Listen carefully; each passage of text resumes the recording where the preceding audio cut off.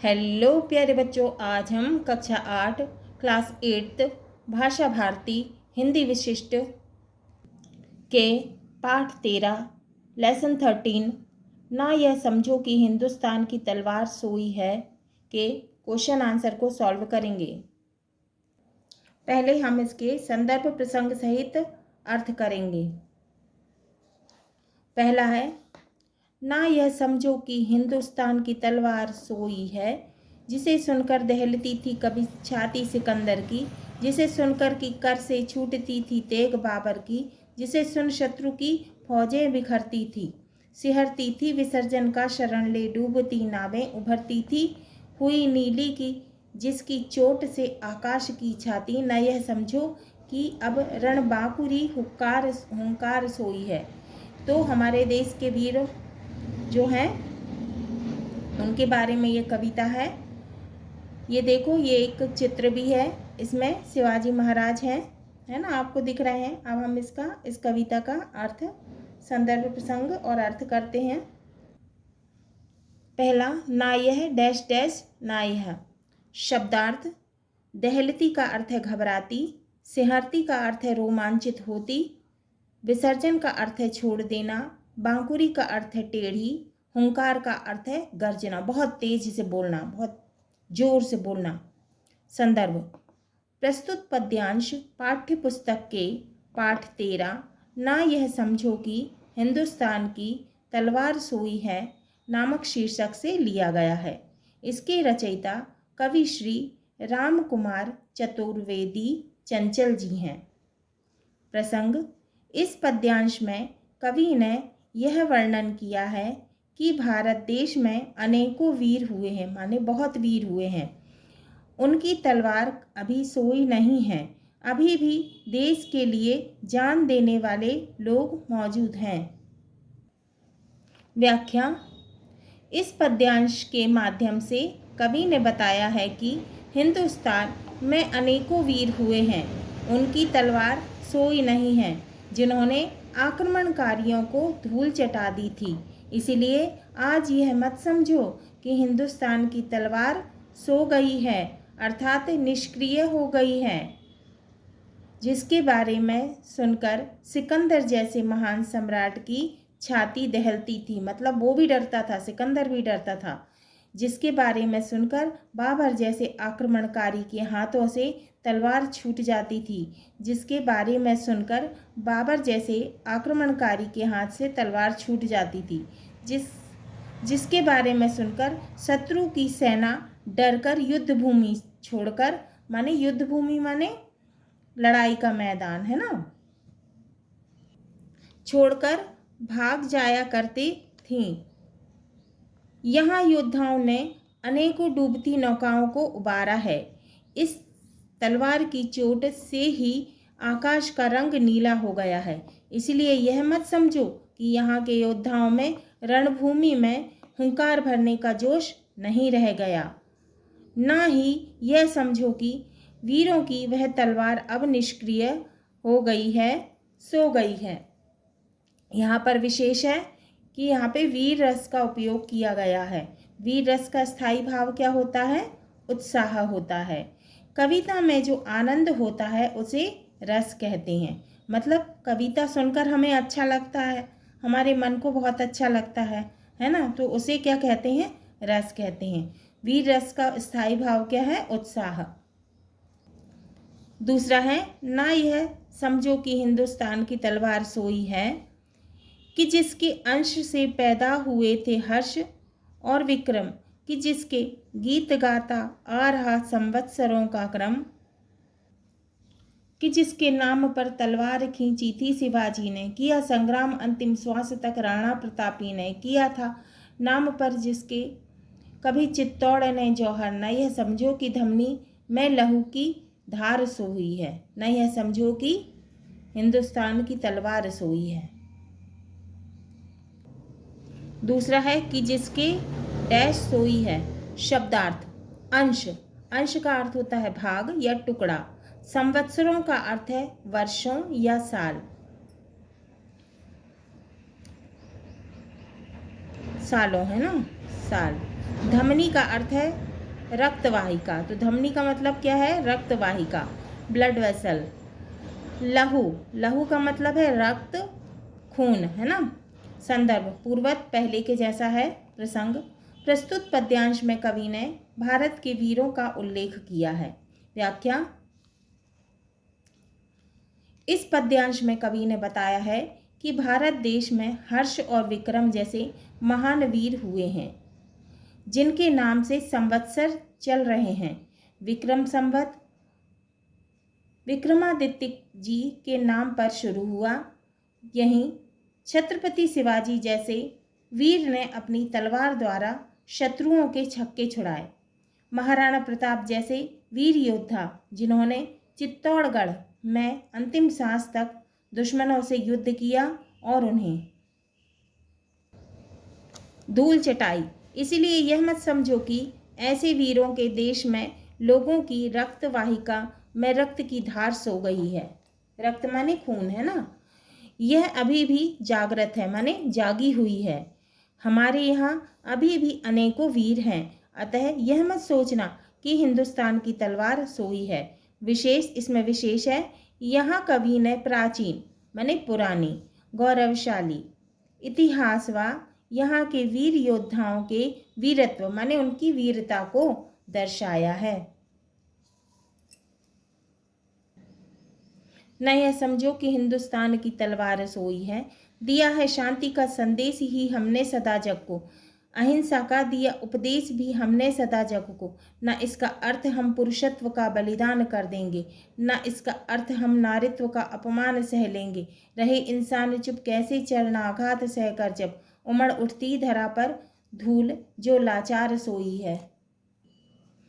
तीसरा दिया है डैश ना यह। शब्दार्थ जग का अर्थ है संसार, उपदेश का अर्थ है ज्ञान, नारित्व का अर्थ है नारी जाति, चरणाघात का अर्थ है पैरों की चोट, धरा का अर्थ है धरती। संदर्भ पूर्वत पहले के जैसा है। प्रसंग प्रस्तुत पद्यांश में कवि ने यह बताया है कि भारत देश में दुनिया को शांति व अहिंसा का भारत देश ने दुनिया को शांति व अहिंसा का पाठ पढ़ाया है। इसका मतलब यह नहीं है कि हम कमजोर हैं। व्याख्या प्रस्तुत पद्यांश में कवि कहते हैं कि हमारे देश ने सदैव ही माने हमेशा ही सारे संसार को शांति का संदेश दिया है। सारे विश्व में माने सारे संसार में शांति बनाए रखने की कोशिश की है। इसके साथ सारे संसार में अहिंसा का ज्ञान भी हम ही ने फैलाया है। इस शांति प्रिय व अहिंसावाद का अर्थ यह नहीं है कि नारी जाति पर अत्याचार सह लेंगे। कोई इंसान अत्याचार को सहकर कैसे चुप रह सकता है? जैसे चरणाघात को सहकर धरती की धूल भी माने पैरों, चरणाघात क्या होता है? पैरों की ठोकर, है ना, को सहकर धरती की धूल भी जो अभी तक शांत सोई थी, शत्रु माने दुश्मन की आंखों में पड़कर उसे लाचार बना देती है। तो भला हम कैसे चरणाघात को सह सकते हैं? हमारे शांत होने का यह अर्थ नहीं है कि हिंदुस्तान की तलवार सो गई है। चौथा, न यह समझो कि हिंदुस्तान की तलवार सोई है, न सीमा का हमारे देश ने विस्तार चाहा है। किसी के स्वर्ण पर हमने नहीं अधिकार चाहा है, मगर यह बात कहने में न चूके हैं न चूकेंगे। लहू देंगे मगर इस देश की माटी नहीं देंगे। किसी लौलुप नज़र ने यदि हमारी मुक्ति को देखा, उठेगी यह प्रलय की आग जिस पर छार सोई है। न यह समझो कि हिंदुस्तान की तलवार सोई है। शब्दार्थ है चौथे का। स्वर्ण का अर्थ है सोना, लोलुप का अर्थ है लालची, मुक्ति का अर्थ है आज़ादी, माटी का अर्थ है मिट्टी, छार का अर्थ है राख या खारा। संदर्भ पूर्वत पहले जैसा है। प्रसंग प्रस्तुत पद्यांश में कवि ने यह बताया है कि हम किसी दूसरे की चीज़ पर अधिकार नहीं जताते, माने दूसरे की चीज़ को कभी भी छुड़ाते नहीं हैं, छीनते नहीं हैं और अपना अधिकार नहीं जताते हैं, नहीं जमाते हैं। पर यदि कोई हमारी धरती की ओर देखे तो हम उसे सह नहीं सकते हैं। व्याख्या कवि कहते हैं कि हमारे देश ने कभी भी किसी दूसरे देश पर आक्रमण करके अपना विस्तार करना नहीं चाहा है, मतलब अपने सीमा को बढ़ाना नहीं चाहा है, और ना ही हमने किसी के सोने को पाने के लिए अपना अधिकार जताया है। लेकिन यह बात कहने में हम नहीं चूक सकते कि यदि किसी ने हमारे देश की धरती की ओर नज़र भी उठाई तो हम अपनी जान की बाजी लगा देंगे, अपना रक्त बहा देंगे, माने अपना खून बहा देंगे, मगर इस देश की मिट्टी पर किसी को अधिकार नहीं करने देंगे। यदि किसी ने लालची निगाहों माने लालची नज़रों से हमारी आज़ादी की ओर देखा और उसे छीनने की कोशिश की तो हम प्रलय की आग लगा देंगे और उन्हें राख में मिला देंगे। प्रलय की आग माने सब कुछ खत्म कर देंगे, है ना, और उन्हें राख में मिला देंगे। प्रलय का अर्थ होता है सब कुछ खत्म हो जाना, है ना। इसीलिए यह मत समझना कि हिंदुस्तान की तलवार सोई है। अभ्यास बोध प्रश्न। प्रश्न 1, निम्नलिखित शब्दों के अर्थ शब्दकोश से खोज कर लिखिए। दहलती का अर्थ है घबराती, विसर्जन का अर्थ है छोड़ देना, संवत्सर का अर्थ है वर्ष, कर का अर्थ है हाथ, लहू का मतलब है रक्त या खून, नारित्व का मतलब है नारी का, लोलुप का मतलब है लालची, तेग का मतलब है तलवार, सिहरती का मतलब है रोमांचित, रण का मतलब है युद्ध लड़ाई, है ना, मुक्ति का अर्थ है आज़ादी, हुंकार का मतलब है गर्जना, पुरुषत्व का मतलब है पुरुषार्थ, चरणाघात का मतलब है पैर की ठोकर, छार का अर्थ है राख, रणबांकुरी का अर्थ है टेढ़ी। प्रश्न 2, निम्नलिखित प्रश्नों के उत्तर संक्षेप में लिखिए। का किस भारतीय की वीरता को सुनकर सिकंदर की छाती दहलती थी? उत्तर है राजा पोरस की वीरता को सुनकर सिकंदर की छाती दहलती थी, मतलब राजा पोरस की वीरता को सुनकर सिकंदर की जो है छाती दहलती थी, वह डर जाता था। हाँ, नव संवत्सर किस राजा ने प्रारंभ किया? उत्तर, नव संवत्सर उज्जैनी के राजा सम्राट विक्रमादित्य ने प्रारंभ किया था।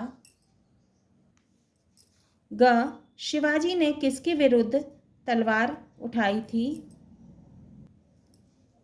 गा का उत्तर है शिवाजी ने औरंगजेब के विरुद्ध तलवार उठाई थी। घा, विश्व को शांति का संदेश देने वाले किन्हीं 2 महापुरुषों के नाम बताइए। घा का उत्तर है विश्व शांति का संदेश देने वाले 2 महापुरुषों के नाम हैं, पहला गौतम बुद्ध और दूसरा महात्मा गांधी। इंगा, सिकंदर कौन था? उत्तर, सिकंदर यूनान का शासक था और मकदूनिया के शासक फिलिप का पुत्र था, माने फिलिप का बेटा था। प्रश्न 3, निम्नलिखित प्रश्नों के उत्तर विस्तार से लिखिए। का तलवार सोई है से क्या आशय है? उत्तर, तलवार सोई है से कवि का आशय यह है कि जिस तलवार को धारण करके भारतीय वीरों ने दुश्मनों के छक्के छुड़ाए, माने जिस तलवार को लेके ग्रहण करके धारण करके भारतीयों ने दुश्मनों के छक्के छुड़ाए, महाराणा प्रताप व छत्रपति शिवाजी जैसे वीरों ने जिस तलवार द्वारा अपने दुश्मनों को धूल चटा दी थी, वह तलवार सोई नहीं है। आज भी हमारे देश में देशभक्तों की कमी नहीं है। जब भी देश पर कोई आंच आएगी तो कुर्बानी के लिए हजारों लाखों देशभक्त आज भी तैयार हैं। आज भी हमारे देश में देशभक्तों की कमी नहीं है। तो क्या आज भी हमारे देश में देशभक्तों की कमी नहीं है? जब भी देश पर कोई आंच आएगी तो कुर्बानी के लिए हजारों लाखों देशभक्त आज भी क्या हैं? तैयार हैं। खा, हर्ष इतिहास में क्यों प्रसिद्ध है? उत्तर, राजा हर्ष एक न्यायप्रिय राजा थे। उनके राज्य में प्रजा पर अन्याय व अत्याचार नहीं होता था। उनकी शासन व्यवस्था बहुत ही अच्छी राजा हर्ष एक न्यायप्रिय राजा थे। उनके राज्य में प्रजा पर अन्याय व अत्याचार नहीं होता था। उनकी शासन व्यवस्था बहुत ही अच्छी थी। वे प्रजा के हित का पूरा ध्यान रखते थे, माने जनता के हित का पूरा ध्यान रखते थे। इस कारण से हर्ष इतिहास में प्रसिद्ध हुए। ग, यदि किसी ने हमारी स्वतंत्रता छीनने का प्रयास किया तो हम क्या करेंगे? उत्तर, यदि किसी ने हमारी स्वतंत्रता को छीनने का प्रयास किया तो हम प्रलय मचा देंगे और प्रलय की आग में शत्रु को जलाकर राख कर देंगे। घ, चित्तौड़ का जौहर क्यों प्रसिद्ध है? उत्तर, चित्तौड़ का जौहर इसलिए प्रसिद्ध है क्योंकि उस समय बादशाह अलाउद्दीन खिलजी के अत्याचार से मुक्ति पाने व अपने सम्मान की सुरक्षा के लिए हजारों स्त्रियों ने एक साथ अग्नि में कूदकर अपने प्राण त्याग दिए थे, मगर शत्रुओं को अपने पास आने नहीं दिया था। इंगा, इस कविता से हमें क्या संदेश मिलता है? उत्तर, इस कविता से हमें यह संदेश मिलता है कि जिस प्रकार देश के गौरव की रक्षा के लिए हजारों वीरों जैसे महाराणा प्रताप, छत्रपति शिवाजी आदि ने अपने प्राण गंवाए, उसी प्रकार हमें भी अपने देश के गौरव का सम्मान करना चाहिए तथा अपनी मातृभूमि की रक्षा के लिए सदैव तत्पर रहना चाहिए, मतलब तैयार रहना चाहिए। प्रश्न 4, निम्नलिखित पंक्तियों का संदर्भ सहित अर्थ लिखिए। का, लहू देंगे मगर इस देश की माटी नहीं देंगे। किसी लोलुप नजर ने यदि हमारी मुक्ति को देखा, उठेगी तब प्रलय की आग जिस पर छार सोई है। संदर्भ, प्रस्तुत पद्यांश कवि श्री राम कुमार चतुर्वेदी जी द्वारा रचित है। तो प्रस्तुत पद्यांश कवि श्री राम कुमार चतुर्वेदी जी द्वारा रचित है। देश प्रेम की भावना से ओतप्रोत है, यानी इसमें देश प्रेम की भावना है। व्याख्या, इस पद्यांश में कवि ने कहा है कि हम अपनी जान की बाजी लगा देंगे, अपने रक्त की धारा बहा देंगे, माने खून को बहा देंगे, लेकिन अपनी धरती पर आंच नहीं आने देंगे। यदि किसी ने लालची निगाहों से हमारी स्वतंत्रता की ओर देखा तो हम प्रलय ला देंगे और उस प्रलय की आग में अपने शत्रुओं को जलाकर राख कर देंगे। खा, किया संग्राम अंतिम श्वास तक राणा प्रतापी ने, किया था नाम पर जिसके कभी चित्तौड़ ने जौहर, न यह समझो कि धमनी में लहू की धार सोई है। किया संग्राम अंतिम श्वास तक राणा प्रतापी ने, किया था नाम पर जिसके कभी चित्तौड़ ने जौहर, न यह समझो कि धमनी में लहू की धार सोई है। संदर्भ, प्रस्तुत पद्यांश में कवि राम कुमार चतुर्वेदी जी ने राणा प्रताप की वीरता का वर्णन किया है। कवि राम कुमार चतुर्वेदी जी ने राणा प्रताप की वीरता का वर्णन किया है। व्याख्या, भारतवर्ष में अनेकों वीर योद्धा हुए हैं। महाराणा प्रताप जैसे वीर योद्धा जिन्होंने अपनी अंतिम सांस तक दुश्मनों से मुकाबला किया और उन्हें धूल चटाई। चित्तौड़ की वे स्त्रियां जिन्होंने शत्रुओं से अपने मान सम्मान की रक्षा के लिए सामूहिक जान दी थी। इसीलिए यह मत समझना कि हमारी रक्त वाहिनियों की रक्त की धार सोई हुई है। हम जरूरत पड़ने पर अपनी आज़ादी के लिए प्राण की बाजी भी लगा देंगे। प्रश्न 5, निम्नलिखित पंक्तियों का आशय समझाइए। अ, हुई नीली की जिसकी चोट से आकाश की छाती। उत्तर, हमारे देश में इतने महान योद्धा हुए हैं कि उनकी तलवार ने शत्रुओं के इस प्रकार छक्के छुड़ाए हैं कि उनकी तलवार की चोट से आकाश का रंग भी नीला हो गया है। आ, रहे इंसान चुप कैसे की चरणाघात सहकर जब।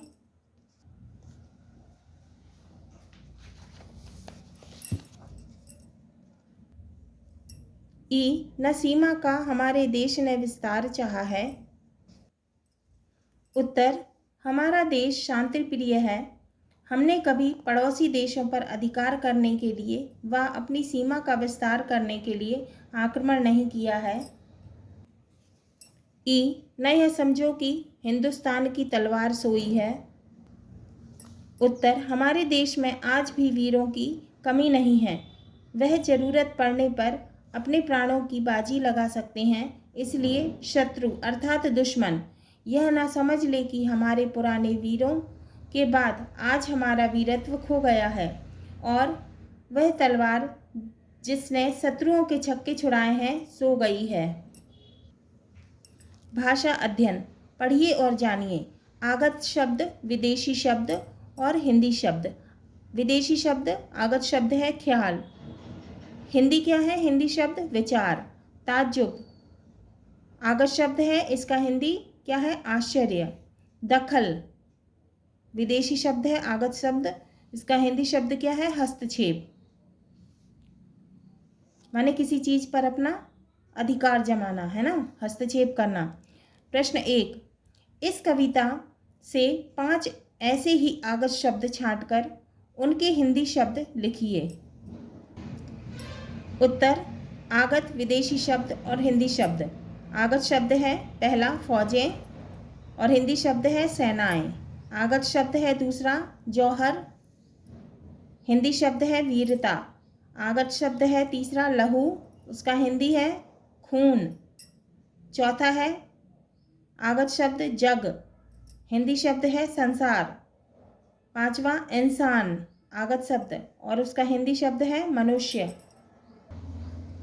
प्रश्न 2, निम्नलिखित वर्ग पहेली से आकाश, रण और लहू के दो पर्यायवाची शब्द खोजकर लिखिए। आकाश का पर्यायवाची शब्द क्या है? पहला है व्योम, व्योम, और दूसरा है नभ, नभ। रण, रण का पर्यायवाची है युद्ध, युद्ध, और दूसरा है संग्राम, संग्राम। लहू, लहू का पर्यायवाची है रुधिर और रक्त। प्रश्न 3, सुनील गोविंद का मित्र है किंतु अरविंद का शत्रु है। इस वाक्य में मित्र और उसके विलोम शब्द शत्रु का प्रयोग हुआ है। आप इसी प्रकार निम्नलिखित शब्दों का वाक्य प्रयोग उनके विलोम शब्दों के साथ कीजिए। मित्र माने दोस्त, फ्रेंड, और शत्रु दुश्मन, एनिमी, है ना। अहिंसा, अर्थ, शांति और आग। उत्तर, पहला है अहिंसा। महात्मा गांधी ने सबको अहिंसा का पाठ पढ़ाया। उसका विलोम क्या है? हिंसा, हमें हिंसा नहीं करनी चाहिए। दूसरा है अर्थ, इस बात का क्या अर्थ है? उसका विलोम है अनर्थ, ऐसा करने से अनर्थ हो जाएगा। तीसरा है शांति, हमारा देश शांति प्रिय राष्ट्र है। उसका विलोम है अशांति, कुछ असामाजिक तत्व अशांति फैलाते हैं। चौथा है आग, मोहन के घर में आग लग गई है। उसका विलोम है पानी, पानी आग को बुझा देता है। प्रश्न 4, नारी में त्व प्रत्यय जोड़कर नारित्व तथा पुरुष में त्व प्रत्यय जोड़कर पुरुषत्व बना है। उसी प्रकार त्व प्रत्यय जोड़कर 3 और शब्द बनाइए।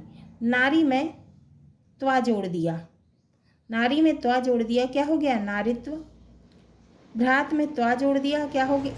मात्र में त्वा जोड़ दिया, क्या हो गया? मातृत्व। प्रभु में त्वा जोड़ दिया, क्या हो गया? प्रभुत्व।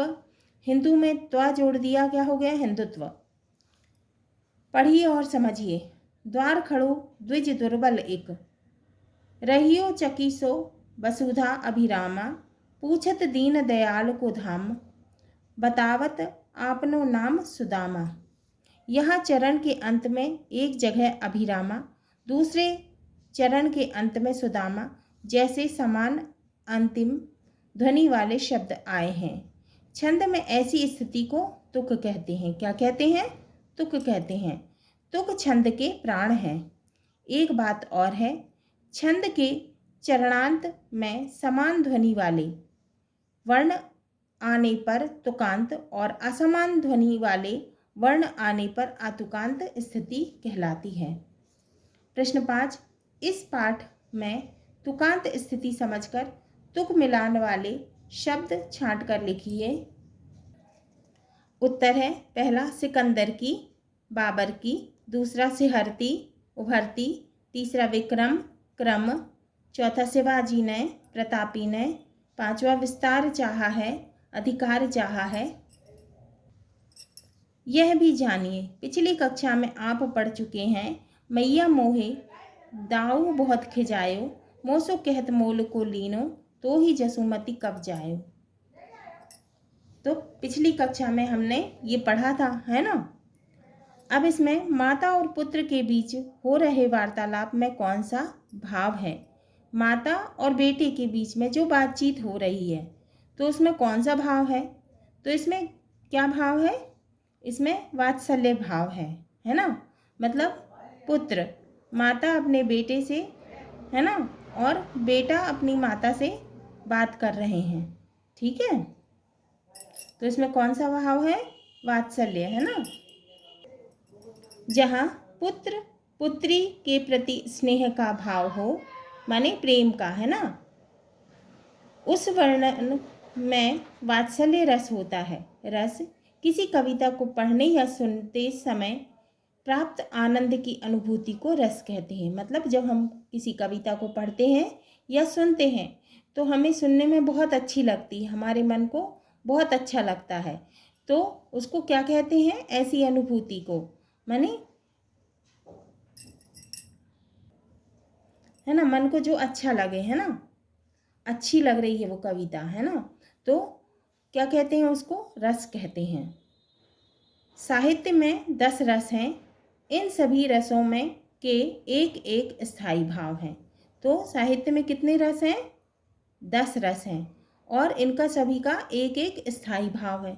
अब स्थायी भाव क्या होता है, स्थायी भाव सहृदय के मन में चिरकाल से स्थित रहते हैं। मतलब हमारे मन में जो बहुत समय पहले से जो स्थित रहते हैं, है ना, ये उचित अवसर आने पर उत्पन्न हो जाते हैं। जब कोई भी ऐसा मौका आता है तो एकदम से जो है उत्पन्न हो जाते हैं, है ना।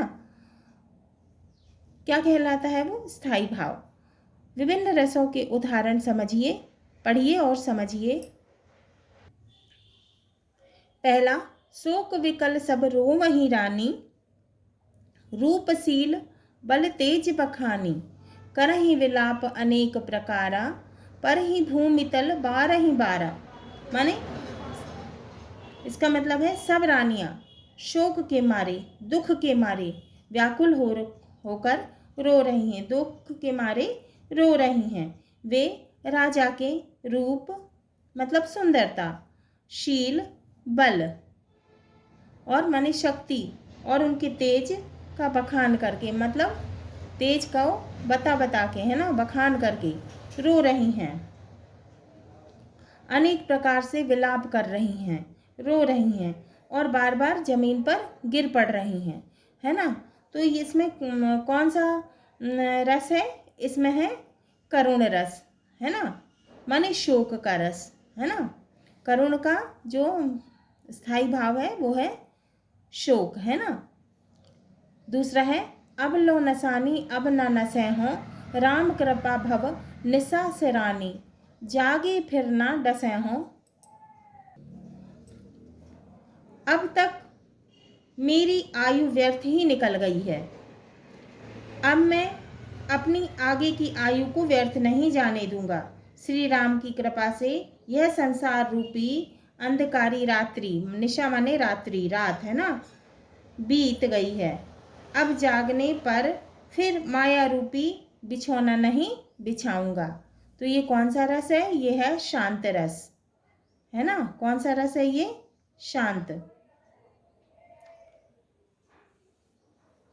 तीसरा है सिर घोंट मोट पर चुटिया थी लहराती थी तोंद लटक कर घुटनों को छू जाती, जब मटक मटक कर चले हंसी भी भारी, हो गए देख कर लोट पोट नर नारी।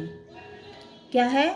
सिर घोंट मोट पर चुटिया थी लहराती, थी तौंद लटक कर घुटनों को छू जाती, जब मटक मटक कर चले हंसी भी भारी, हो गए देख कर लोट पोट नर नारी। है ना? तो इसमें कौन सा रस है? इसमें हास्य रस है, जिसको सुनने से अपने आप ही हंसी आ जाए, है ना? तो वो क्या है? हास्य रस है। ठीक है, मतलब उनकी जो है तोंद इतनी थी कि वो घुटनों तक आ जाती थी, है ना? तो उनको देखकर हंसी आ जाती थी। ठीक है, सब नर नारी जो है, स्त्री पुरुष जो है, वो हंसते थे, है ना? तो ये कौन सा रस हो गया? ये हास्य रस हो गया। अब रस है और स्थायी भाव है। श्रृंगार रस का स्थायी भाव है रति, प्रेम। हास्य रस का स्थायी भाव है हंसी। करुण रस का स्थायी भाव है शोक। वीर रस का स्थायी भाव है उत्साह। रौद्र रस का स्थायी भाव है क्रोध। भयानक का स्थायी भाव है भय, है ना? विभत्स रस का स्थायी भाव है जुगुप्सा, घृणा भाव। अद्भुत रस का स्थायी भाव है विस्मय, आश्चर्य, है ना? शांत रस का स्थायी भाव है निर्वेद, शम या पश्चाताप। वात्सल्य रस का स्थायी भाव है वत्सल, पुत्र पुत्री, प्रेम। प्रश्न, न समझो कि हिंदुस्तान की तलवार सोई है, कविता में कौन सा रस है? नाम लिखकर स्थायी भाव लिखिए। उत्तर, इस कविता में वीर रस है, इसका स्थायी भाव उत्साह है। प्रश्न, हमने संसार को कौन सा संदेश दिया है? उत्तर, हम भारतीयों ने संसार को अहिंसा और शांति का संदेश दिया है। भगवान महावीर, महात्मा गौतम बुद्ध, महात्मा गांधी इसका श्रेष्ठ उदाहरण हैं। हमने दुनिया को बुद्ध दिए, युद्ध नहीं। प्रश्न, रस की परिभाषा देते हुए किन्हीं 4 रसों का नाम और उनके स्थायी भाव लिखिए। उत्तर, रसात्मक वाक्य काव्यम, अर्थात यह रसयुक्त वाक्य काव्य है। कविता, कहानी, नाटक आदि के पढ़ने, सुनने और देखने से जो अलौकिक आनंद की अनुभूति होती, मतलब मन को हमें अच्छा लगता है, उसे रस कहते हैं। श्रृंगार रस का स्थायी भाव है रति। वीर रस का स्थायी भाव है उत्साह। हास्य रस का स्थायी भाव है हास। और शांत रस का स्थायी भाव है निर्वेद। प्रश्न, आगत शब्द किस प्रकार के शब्द हैं? उत्तर, आगत शब्द वे शब्द होते हैं जो अन्य भाषा से आए हैं, हिंदी भाषा में प्रयोग में आते हैं। जैसे ताज्जुब विदेशी शब्द है, आश्चर्य हिंदी शब्द है। हाँ तो बच्चों, ये हमारा पाठ 13 ना यह समझो कि हिंदुस्तान की तलवार सोई है के क्वेश्चन आंसर पूरे हुए।